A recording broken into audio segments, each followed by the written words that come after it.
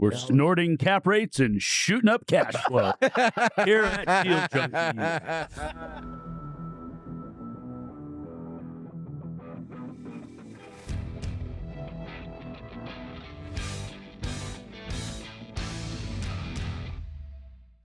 Welcome back to Deal Junkies. I'm Gabe Johansson here in our new $9 million studio in Palm Springs with Trevor Howard. Wait.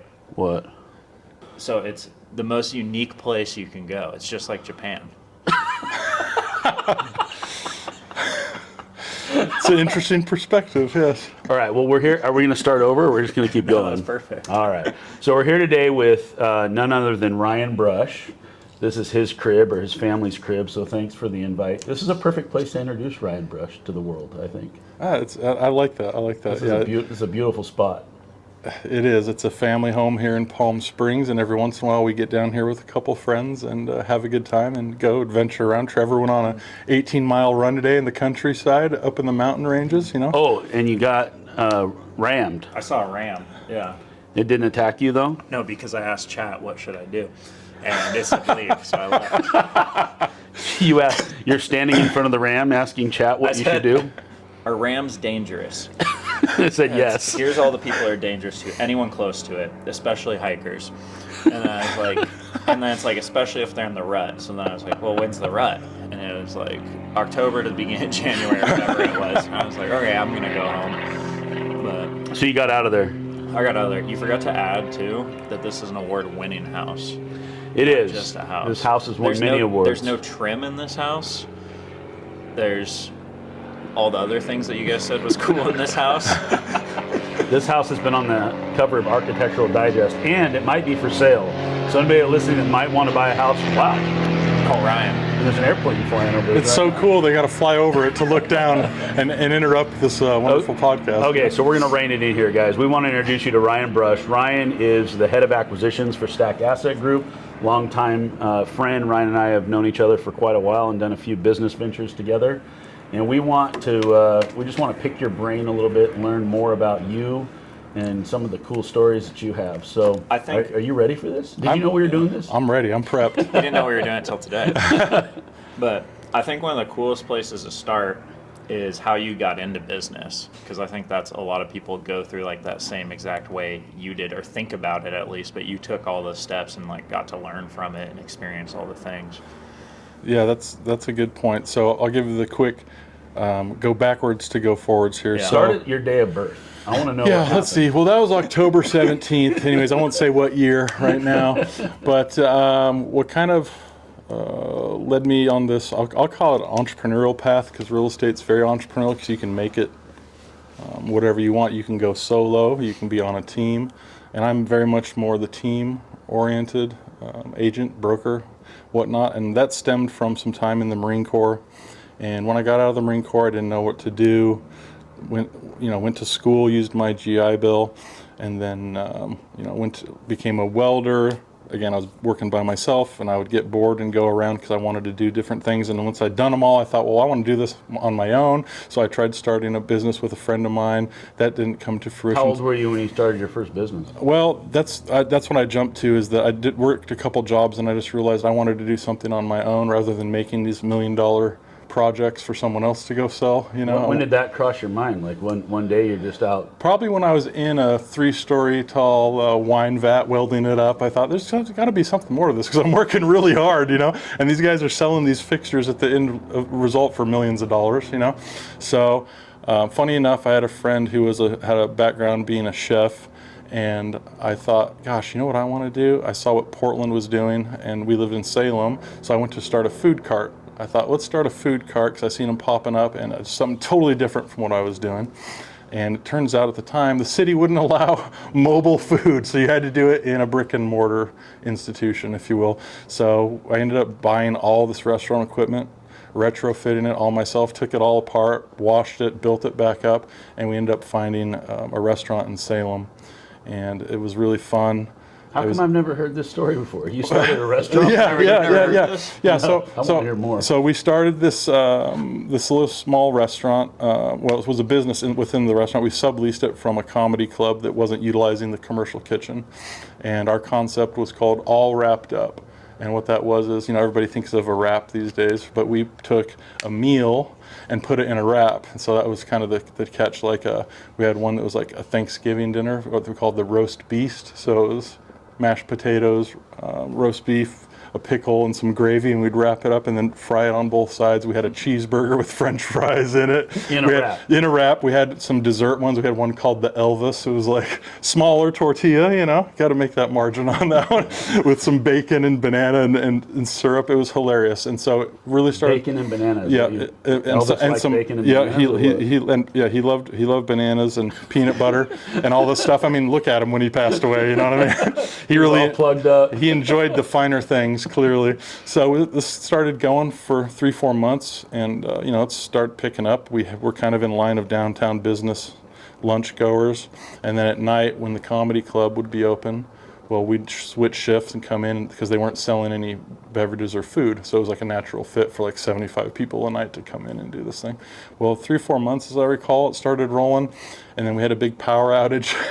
Everything spoiled. The guy we were leasing from didn't read his lease the right way and put it on us, and so we ended up kind of in court with one another. But at the same time, I thought, well, I'm going to go back to school because I had some more GI Bill, and I was doing this business, and I wanted to get it rolling with 2 or 3 locations, and then kind of think, okay, this is like a little cash lifestyle business. We did the numbers, and if we could, that's when food carts were actually starting to become allowed. So we had a base, like a little brand, and then we were going to go out in the hubs and have 2 or 3 locations so people would get to know us. Well, I applied to Willamette Business School at the same time because I was interested in going back to school, thinking I would have some cash from the business.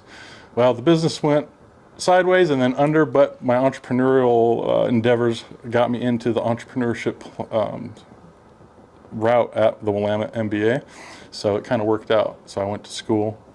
And again, this whole team mentality, I'm going to bring it back to, you can be solo operator or you can be a team operator in real estate. Well, I still wanted to be on a team. So I had my little team at the restaurant. Why'd you want to be on a team? Where's that from?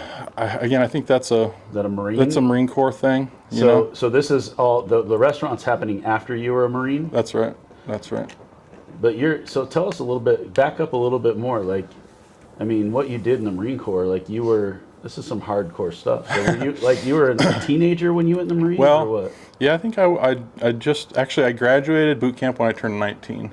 So I'd spent a year outside of high school kind of spinning my wheels and woke up one day and said, I need some direction in my life. Well, guess what? There's plenty of direction if you're lacking it.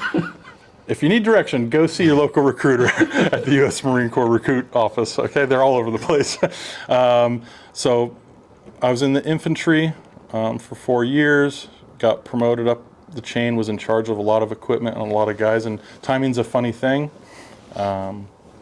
This was, I was actually in Egypt when 9/11 occurred, or shortly thereafter, and we all thought we were going to Afghanistan, and things happened. We came back to the States, and time kept going by, and a lot of guys were getting out. Some were getting forced to stay in, and we would look every day and see whose MOSs, their jobs in the military, were getting stop lost, where they weren't letting them get out.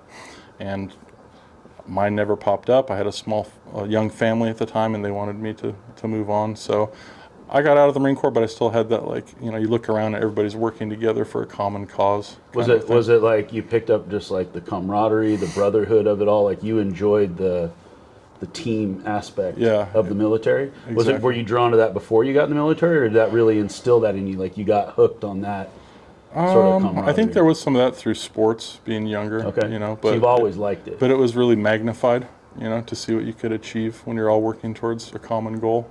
So you get out of Marines and you're looking for that again. Yeah, I've always tried to replace that feeling. Different jobs, always looking for it. And so I think that's very entrepreneurial as well, because I selfishly, in real estate and in all these aspects, I love to bring people together, and that maybe they don't know one another, but I'm a common thread because I have this history of kind of being in the middle of pulling people up and then helping those above me, right? It's an interesting perspective. Friend maker. Yeah, we call Ryan our chief friend maker. Ryan knows how to make friends. Yes, well, and have fun. You know how to have fun. I do. You got to make friends and you got to have fun. So yes, if you go check out LinkedIn and look for chief friend maker at Stack Asset Group. Also, top 1 in 100 swimmers in the world. One of the top swimmers in the world at one point. Yep, did a program that was pretty tough in the Marine Corps. Taught a lot of people how to swim, and had to swim a lot to get there. Tell the story about how when you were in the swimming program, how they'd like tie your hands to your feet and make you jump into a pool. They told not to share that. Oh, did they? If I tell you, I'd have to do it to you and throw you in that pool back there. You have a gag order on that? People aren't supposed to know about that? No, it's a 3-month-long course.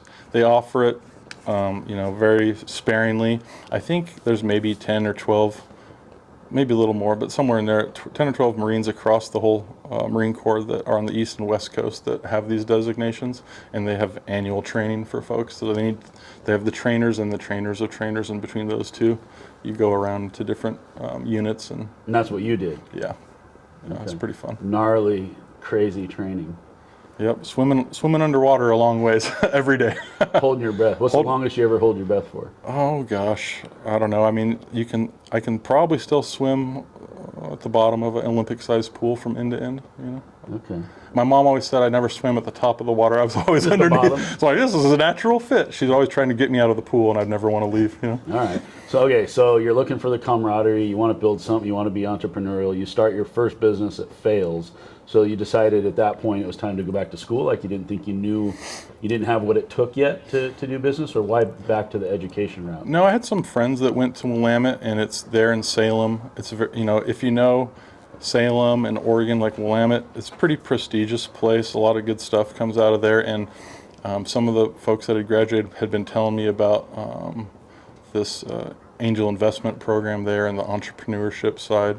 I thought this is a natural fit. I'm curious. I wanted to go learn more, and I started hearing about the stories that were coming out of there, companies that originated out of there, or companies that they invested in. And so you go there and you essentially learn a model of how to evaluate any business, really, and it helps you kind of see forward a few steps of where things are going. And that's kind of what led you and I together primarily, is that Jan, your wife, started a business in Salem, and then through that's natural growth, we needed a salesperson to come on board. So through another mutual acquaintance, I left another job thinking I want to go build this. So it's like being a team member and building something from the ground up. That's what gets me really excited, is being on the ground floor, but bringing all the pieces together to, again, kind of use that model of when I've evaluated companies that have done this from a startup phase to mature, and then sometimes businesses have goals of selling them to a big business or becoming a big business. It's kind of a fascinating evolution.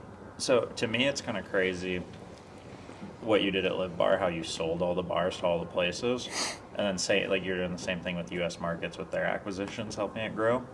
Did that come from your sales job in insurance prior to Live Bar, or did you already know how to do that? I think it's like everybody's got a superpower, and mine is selfish in the degree that I love introducing people to others or things that they don't know that are out there to help them. And so that in insurance sales and financial planning, it's kind of similar, because you're just reaching out to people that maybe they don't know their options that are available to them. Yeah. And it's kind of that, and just that brute force mentality led to the consumer packaged goods industry, because I looked at it as there's 3,000 stores that have no idea that they're the best natural organic energy bar that they need on their shelves. And so there's different ways to get all those decision makers and connect together, whether that's over Zoom or in person or going to trade shows, or just, I've been kicked out of Trader Joe's corporate office, for instance. Erewhon, one of our favorite stores, I would just write handwritten letters, and then I would just show up one day, and then they just had no other recourse but to like, oh, this guy's tried really hard, we got to let him in, And eventually you get your product on the shelf, or in real estate, it's just kind of the same thing. I've had a lot of deals where I've connected with people over the phone, or I've followed up with them with a handwritten letter, or I go meet them, and it's just you building a relationship and trying to be their friend to help them along in their goals. Yeah. What's the most fun you have today in your job that you're doing? The most fun I have today is seeing, again, I'll take my modality of looking at how businesses grow, and now we're all working together in a similar capacity. And Trevor's done a great job of putting a base team together, and I feel like this is a natural fit for me, because it's on a team. It's very entrepreneurial. It's a startup phase, but we're all bringing all of these characteristics together that are very different, but they all work well, they mesh well, and we're just getting started. And it's exciting to think. We were talking last night for hours about where we see this going in 6 months, and all the people that we're going to help, and all the people's problems we're going to solve for them, and just keep growing and having fun doing it. I love it. When you talk about sales, I don't know if it's interesting to you, but you talked about like bringing something to someone that they don't know about versus other people talk about sales not like that at all. Like you're just like, I'm just connecting people. Mm-hmm. And like, I'm guessing that's why you're so successful with it, because you just have a totally different like thought process around it. Because I've never heard anyone describe sales in that way. Ryan sees it as a people business. Yeah. He's not looking, it's not about the product or the service as much as it is about bringing some value to somebody who doesn't know the value exists. Yeah, and that comes from trying different things, and then that comes from some people read books, some people go and try it. That's kind of a mix. There's a really amazing book, one of my favorites, called New Sales Simplified. It's probably 200 pages long. I can sum it up in a sentence: visit, fit, and value. So you have to visit with someone. You have to see if there's a fit at all to help them in any way, and then what can you do, right? So that's the, visit first, and then the fit. I don't always have a fit for someone. Like, we're focused on a certain kind of wedge of real estate, right? Yeah. And I come across some things where maybe somebody's got some land that we're interested in, and they say, hey, I've got, a couple duplexes coming up, and I'm like, oh, that's not a good fit for me, but I know exactly who to send you to, and all I would say is, let me do an introduction, and if I can help you on the back end with something else, and when the time comes, then just remember us, down the line once you've done this other deal. So somebody's always going to have something coming, and rather than try to take in it all, you got to know when to pass it to someone else who specializes to help solve that problem. Because we're trying to solve one slice of the problem pie. But there's so many, you can get lost trying to do it all and end up going nowhere.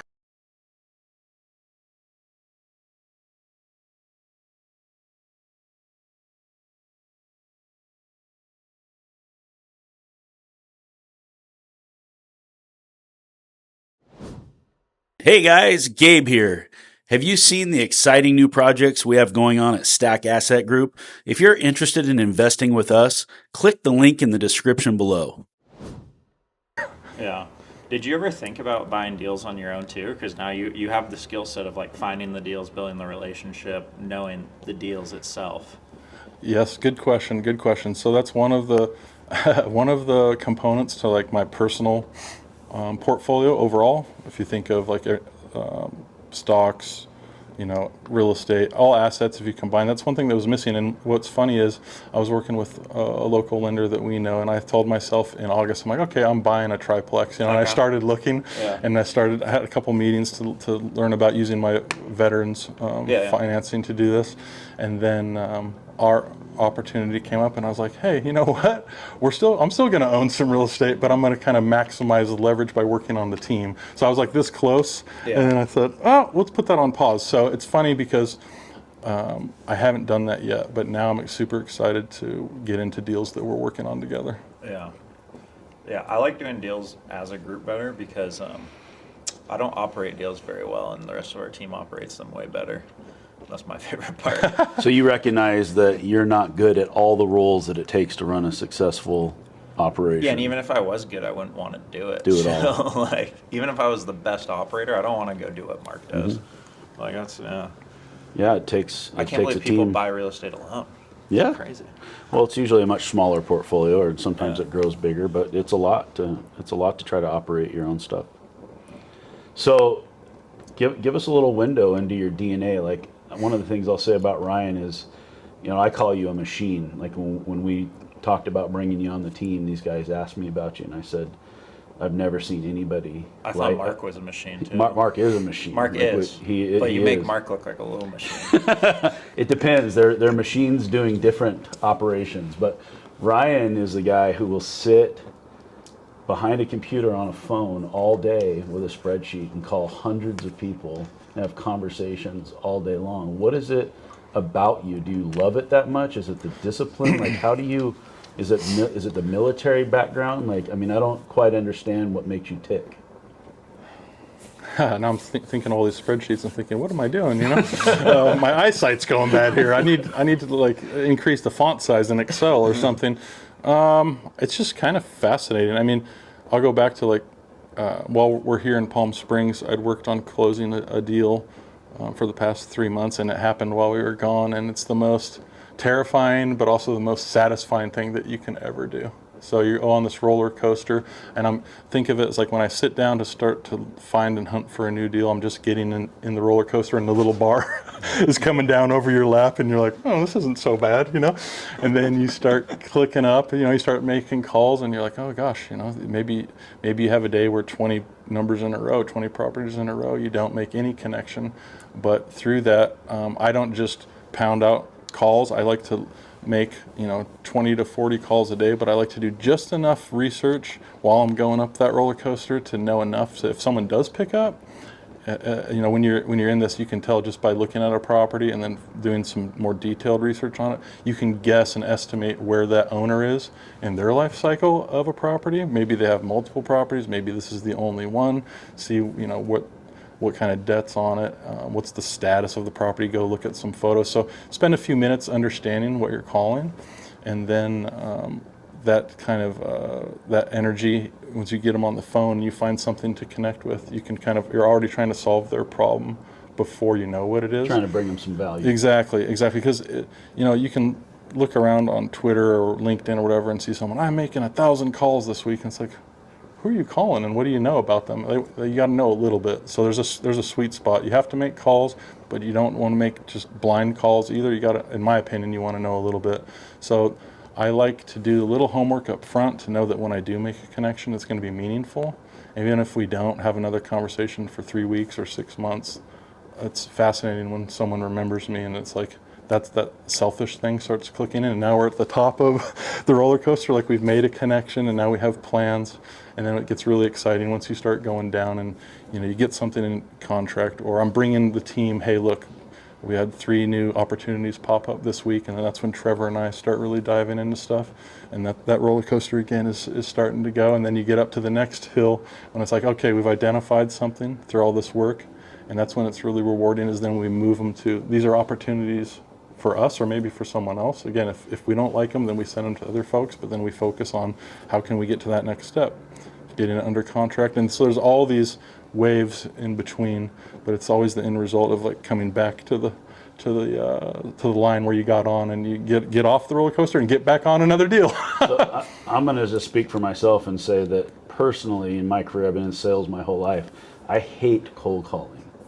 And I think that one of the reasons I hate cold calling is because salespeople like to make friends, and picking up the phone, you get a lot of rejection. I don't understand, like, how do people just keep picking up the phone? Like, is it just that the fact that you make progress on some of these calls? It's like, we went down to the casino earlier today to check it out, and you just lose and lose and lose and lose, and some of these people will never leave because they know at some point they're going to win, and they want that feeling. Is that what it is? Like, you get the hit when something goes right, and you're willing to pick that phone up every time knowing that next call might be the one? Yeah, it is kind of like a drug. I mean, it's like winning at the blackjack table, or these crazy slot machines. It gets you ready for the next one. So as an example, there's a really nice gentleman in Oregon. He owns a gas station. I've talked to him probably 5 or 6 times in the last 6 months, but how we got to know each other was I just cold called him out of the blue, and he hung up on me, and I thought, oh, that's a bummer, So I just wrote him a letter. It was like, I remember it's Halloween, so I like to write people letters around holidays, and I'll put something silly on there because I don't know who takes time to want to connect. And he called me back in that last November, and he said, my wife and I are just cracking up at this letter you sent us. And I remember when I hung up on you, and he's like, I want to talk. I was like, I owe you a conversation, So he's not ready now. So he hung up on you and you sent him a letter? What'd you say in your letter?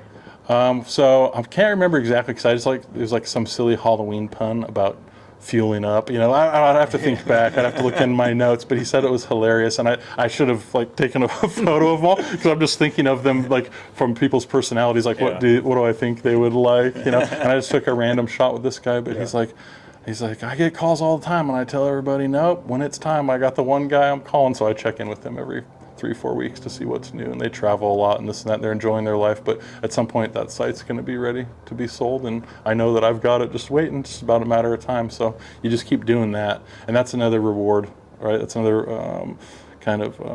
a hit, if you will, that in the back of your mind that you've got these folks that are getting lined up, and not everybody's ready to have their problem solved. They don't have the same problems. They're not on the same timeline. So you just have to get in there and get in the trenches and do it. And I don't know that that's the best way, because we're discussing other ways that we can expand our pipeline and help more people and solve more problems besides just cold calling. So go back to the part where he hung up on you. How'd you feel when he hung up on you? I mean, it's never good, but did you feel the rejection? What was the thought that went through your head when he hung up on you? Because I think most people would just go like, "Oh, screw that guy. I don't need to talk to that guy if he hung up on me." And you didn't give up, though. What is different about you that makes you not give up and just go, "I'm going to win this guy over"? Well, I mean, that's just your first touch, I mean, the first no. Maybe it's just that closer to second or third no. I don't really have an answer for it. It's just like, he's got a great property. I looked him up. He's been doing it for a little while, and when we started talking, he's like, "Yeah, I've been running this thing for 25 years. I don't know that I want to do it for much more. Tell me, what have you seen?" And then we start talking about value, right? So you visit. The visit didn't go well at first. Tried visiting it again. Now it turns out there's a fit. I'll just go back to this visit fit value. The second and third visits were good, and then he started seeing the value because he's busy in his silo running his business the best he can. He doesn't know what's happening around him. He doesn't know what a site in Vancouver is selling for versus a site in Medford. Well, I've called every gas station owner, for example, in the last 2 years, and I know what they're selling for, so I can show them, hey, here's what I think. Here's what you can expect within this range. So the visits happen, the fit gets stronger, and then the value is, I have some actual, information that I can choose or not to choose to take action on, And then when someone chooses, well, who do they think of? Well, probably 3 or 4 people, but now I'm in the race, and maybe I'm at the top. And it's the same thing that we're doing at Stack. I'll go to I've been pivoting to, coming back to the multifamily space, and we're hitting it really hard, but this exact same thing happened. Trevor and I are working on a portfolio of properties in the Portland MSA, we'll just say, we'll call it that. We don't want to get too granular, but it's the same exact process that occurred.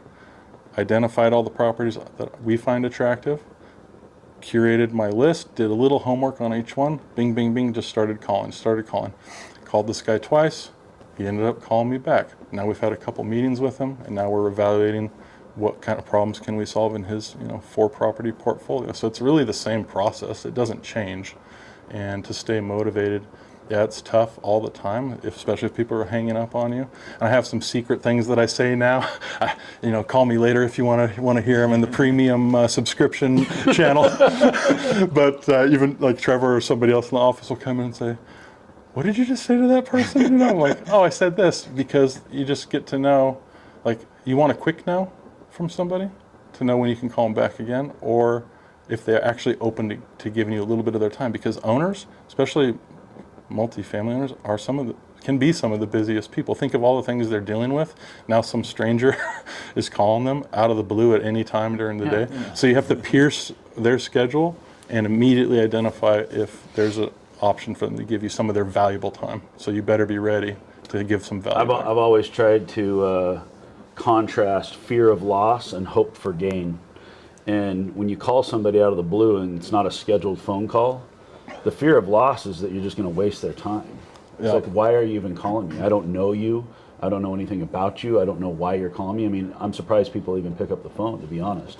But you have to immediately, in a very short span of time, show them that you have something for them to gain, so that they're not going to lose. Even if you wanted to sell their property, it's like, well, you're a broker. You just want to make a fee. Like, you're just going to try to get me to sell. It might not be in my best interest to sell. You're just trying to get a listing. You're trying to do whatever. So talk a little bit about how do you overcome that? Are there some tricks that you use right out of the gate off of a phone call to where you can make friends very quickly, or show them that you have something for them to gain out of that phone call?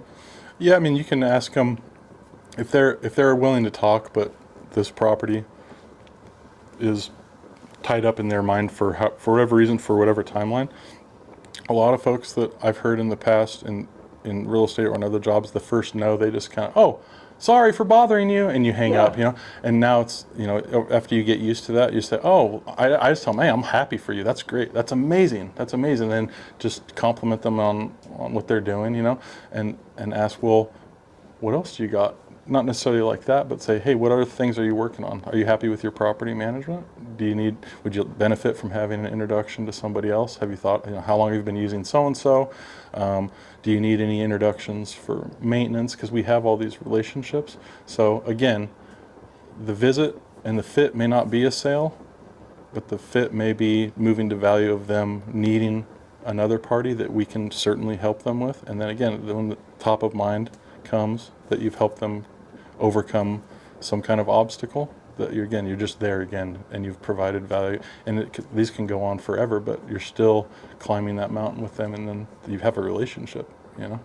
For instance, again, I've been doing a lot of gas stuff, so if somebody wants to talk to somebody at a different distributor, that's a big deal. If you can just directly pipe them into someone they need to connect with, or a product they might want to sell, it's just helping them, and eventually it comes back around. So don't take the first no as, oh, just write that off the list, you know what I mean? Or you ask them, well, when could I call you back? Would you mind if I called you back in 2 months just to check in? Oh, no, go ahead. I like that. Yeah. And then the last thing, here's a little secret I will give away, is after you've called somebody and you actually have something on the calendar, everybody can use this in their life, I think. Whether it's a meeting or a call, I like to say, from when I hang up this phone, what do you think would happen in your life to where you would not pick up my phone call again? And they're like, huh? And I say, yeah, I mean, what would have to happen? Like, I feel like we've had a good call. So what would have to occur, like, for you just to ignore me in the future? Because that would be a bummer if I called you back when I say I'm going to call you, and then you just decided, nah, I'm not taking that guy's call. And almost inevitably, they're like, oh, no, I wouldn't do that to you. I'm like, oh, okay. Well, yeah, then for sure, I'm putting it on the calendar right now. I'll talk to you in 2 months. Oh, okay, great. And then most of the time they pick up, because you're putting that, it's kind of like in any new relationship, if you give somebody something, there's a reciprocity involved, so you're saying that you're giving them some of your time. Is it okay? What are you giving me back? And they'll say, oh no, of course I would, So here's the 2 lessons. Don't ever take the first no and hang up, and then always ask them if you have a follow-up. Say, what would happen? What would make you not want to do that? Have you really thought this through? Do you really want to talk to me again? And then it starts getting their wheels turning. Would you agree that sales is mostly about asking the right questions? Yeah, I think so. I think it's probably 90% of it, to find out what's not being uncovered. I was always taught in sales training that no doesn't mean no. It means keep asking questions and ask me again later. Like, it's no right now, but it's not no forever. And so I think that the takeaway is, for those of you that are out there that are trying to build your portfolios or build your business and you're hitting the phones, like, that's a very hard thing for a lot of people to do, is get up in the morning and go, I'm going to sit down and I'm going to make 40 phone calls today. Like, you just inevitably are going to want to try to talk yourself out of doing it, or find some other busy work to do, or do something so you're not making those connections. Yep, that happens to me from time to time. So another technique that I use to kind of warm up, because it's like you don't just want to start sprinting, you want to get going. So what's the easiest call to make? The easiest call to make is to call somebody that you've already sold their deal or bought their deal, just to check in with them. Yeah. Because part of sales is not just, it doesn't stop when, we've been talking about this with my dealers. It doesn't stop because the buyer's money now funded the sale and the seller's got it. No, not at all. Like, that's the easiest call to make. Hey, how are you doing on that 14 unit that I sold you a year ago? And then, look, for instance, this is a real call that I've got coming up with a gal that's been traveling around the world, and we sold her a deal, and she's like, oh, we got more business to do. I'm going to call you back after I get home from this 2-week trip, So I just made that call, friendly. It was a successful endeavor, right? Because we closed a deal, and now we have a new client potentially to do more deals for life. If you look at it that way, their lifetime value is increasing, and now you've just primed yourself with like a positive mental attitude that you just had a successful call. So now you maybe do another one of those, and then boom, you're off to the races on trying to find new ones. So prep yourself with something that succeeded in the past, and it's really motivating, actually.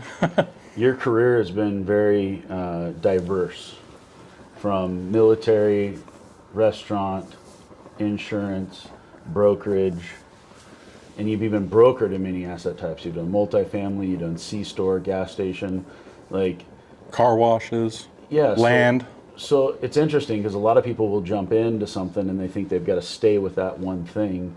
What has been the value for you in bouncing around into different industries? Do you find that there's a lot of parallels in each world that you've lived in? Is sales? Is real estate, or do you think that that's helped you to bounce around and do different things? Well, I'm great at giving advice. I'm the best advice giver you'll ever meet. All right, that's what we're looking for. Yeah, Give us some advice. I'm the best. Okay, here's the best advice I'll give you.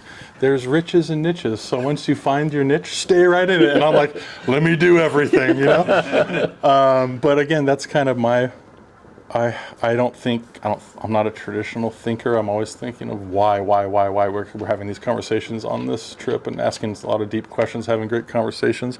But what feeds me is learning how to do something else. And sometimes that can be an anchor on where you want to go. But also, if you do enough, like, it's interesting where we're at now together is that I have this crazy, like, fuel tank of all these different things that I've done, and I know a lot about a lot of things, but I've learned a little from each one to magnify in what we're trying to do. You know, from being an entrepreneur to having multiple degrees in different studies to selling various asset types. So my focus now that I'm back, bringing this back to the beginning of this conversation, that I'm on a team where I'm just hyper motivated to work together with like-minded folks, that I'm going to take all that diverse experience, and then now my goal is what we're doing at Stack is to focus everyone on their direct responsibilities. And it's kind of a relief because I'm not a one-man team anymore doing stuff. I have a team around me, and now I can do what I tell everybody else to do instead of trying to do it all, you know. But again, that goes back to what I said in the very beginning of this conversation. Real estate especially, you can be solely on your own. It's really hard to build a team because real estate, it's kind of an 80-20 rule, 20%, maybe even a 90-10, but just 20% of the people are doing 80% of the deals. So it's hard to have a sharing mindset and to build a team when deals are, in the last 3 years, tough to come by, tough to do, and then you want to be rewarded for your work, and then you think, well, maybe I could do more with other people. So you have to really believe in that team mindset and not want to be that solo operator. Because it's hard to do, and you want to get that reward. And it's hard to share things sometimes, but for me it's easy to share. So taking all these diverse things and now being in a lane where I can focus, I think we're going to do some pretty exciting stuff. What's the fire inside you? Like, what makes you get up? I mean, almost everybody I talk to that knows you says they don't know anybody that works like you do. I mean, do you work every day, 5 days a week, 6 days a week, 7 days a week? Like, what's your guiding light? What gives you the energy to do the amount of work that you do? I think it's the fear of not doing enough. You talk about a fear of loss. For me, it's like I ask for a lot of feedback in all the different things that I do, and I say, well, what's your opinion? And I hear a lot, oh man, you're doing great. you're doing a ton of stuff. Whether it's gas stations or a new new company that we've got. But there's just something in me where I'm like, I know I can always do one more. I think there's a book, do one more, but that's a mindset, and it does happen. The other day, I was sitting in the Stack office, and people are punching out. It's around 5 o'clock or so. It's getting dark and rainy outside, and I thought, oh, God, I don't really want to drive home. Let me make one more call. And lo and behold, again, don't give up too much yet because we're early in the game, but you end up talking to a guy for 20 minutes that's owned a large multifamily property for a long time, and we can meet all of his needs that he wants to solve. And I thought that's hilarious because I did just want to pick up and go. So don't take no for an answer up front, and then always do one more, and you'll be shocked if you don't take that first no and you do one more on the back end. It's just maybe a multiplier effect, So do you ever wake up in the morning and go like, I don't want to hit the phones today. I don't really want to do this. All the time. What gets you through that barrier? How do you break through that wall? I think it's being responsible to you, to Trevor, and then our other partners and clients that I've got deals going with outside of our group. It's you do a lot for people when you're brokering a deal, and you have to do it right from start to finish, in my opinion. And I've seen and been in deals where the other side doesn't have that same mindset. So yeah, I don't want to always do it, but I know the deal has to be done. I know that you have to give people the service that they inked that agreement for. So you know what? Maybe sometimes I don't start as early as I want, so I'll work later, you know. Trevor and I have a common trainer, a physical trainer, that's getting our diets dialed in and this and that. And he says something like, "Hey, if you want to eat 2,000 calories a day, and one day you eat 2,400, and the next day you eat 1,600, he's like, don't think of it on a day-to-day thing. Take a snapshot of the week and see if you're doing what you should be doing." So on those days where I'm like, oh man, that was brutal the day before, maybe I need to start at like 10 or 11 instead of 9 o'clock, then I know that if I've cheated on the front end that time to be able to catch my breath, then I'll make up for it. So I'll look at the end of the week and say, okay, it's not a linear explanation. It has its peaks and valleys, but it's always up and to the right.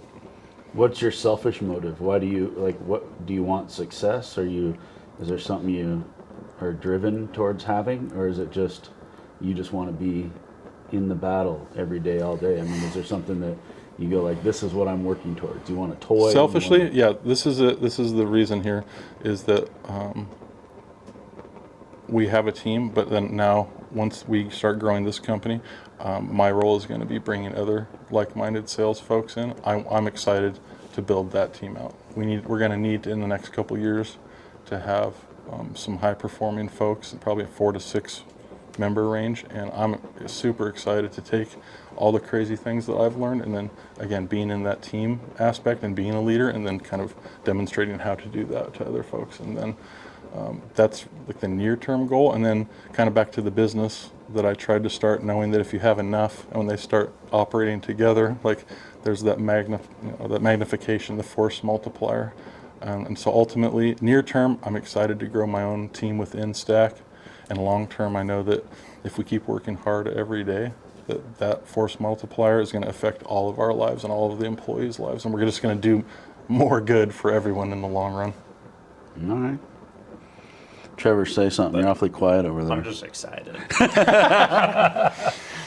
Or are you tired from running 18 miles a day? Yeah, No, Trevor ran all over the place today. I'm just like, we should get more people now for Ryan to be in charge of. We can get more deals. All right, if you're listening, you want to be part of our team, or you know someone who should be, let us know. You can reach out. You got any questions for Ryan? Oh, you wrote them down? Well, hold on. I'm just checking how far in we are. Okay. Because I want to dive specific into acquisitions too. But I don't know. It's kind of crazy as you're going through the sales, because I did none of that when I was doing cold calling. Like, I was just first call, all right, put them on the do not call list. Yeah, Like Trevor would pick up the phone, he'd call somebody, and they'd answer. And he'd go, hey, I see you got this building over here. Do you want to sell it? And they go, no. And, all right, thanks. Have a great day. And he'd hang up. I go, what are you doing? Do you know how hard it is to get somebody to pick up the phone? Like, I mean, how about the fact that you got the right phone number to begin with? That's half the battle in this in this industry. Is like, do you have the right information to start off with? Just them picking up the phone is your first win, and then you go from there. But like, yeah, I mean, you were looking at things. I was just trying to do numbers. Numbers. I was You just were like, if I looking do at 100, I'll probably get one, and then if you do that each day, you'll get. Yeah, I do volume. think about that often, about especially people come into real estate and they don't have a sales background, or they don't have some of the training that Ryan and I have, and maybe you've been kicked in the teeth enough to where you understand some of those things. Like, you are missing some element of doing that job. I had that you have zero to sales training. Yeah. I never sold it. But you still found success. Yeah. It worked. Yeah, it worked really well. Once we niche down was the main thing, like Ryan is saying, and then you're like, how do you target these people? And that's a way different sales tactic than cold calling, because I just didn't want to cold call, but building a sales. Why didn't you want to cold call? Because I didn't want to do it forever, and I don't like doing things I don't plan on doing long term unless. So you didn't see I didn't see the end of it, and then I didn't see the perk. I was like, I don't want to do this forever, but I want the leads, so let me. You wanted the deals, but you didn't want that job of sitting at the phone all day like Correct. Ryan's doing. Yeah. Just personality I just type. don't like talking to people that I don't know very much. Well, that's why you got to talk to them so you can get to know them. Yeah. Yeah, it's super awkward at first. It's really crazy at first, but you can make it really fun. It's just really fun. I mean, gosh, I'll just be selfish again. Like this last deal I did, like I know. So here's a selfish thing is, we were talking to one of our friends here too, who's in a similar field, but more on like building things. And we were talking about how we try so hard to do the right thing the whole way through, and it's like hard to communicate that because it's kind of stuff's happening behind the scenes. So I think of this deal and the job I did for both sides, and it just is fascinating. I'm like, it's terrifying because it tried to fall apart at the end, but it worked out. And I'm sitting here smiling just thinking about it because I know that I did the work that everyone needed on both sides of this thing. So I try to use that too. It's like, oh, this is kind of awkward to go call another stranger and come in and like help them change their life, because a lot of owners, when they get a cold call for someone, they're already have a negative mindset.